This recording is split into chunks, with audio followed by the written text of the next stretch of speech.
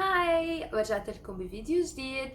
اليوم حاعملكم توتوريال كيف بعمل ماي داي ميك اب بالشتوية، لانه نحن بالشتا طبعا بنحبه شوي يكون هيك فيه انتنس يعني. تابعوني واشتركوا واعملوا لايك، ما تنسوا. ان شاء الله يعجبكم.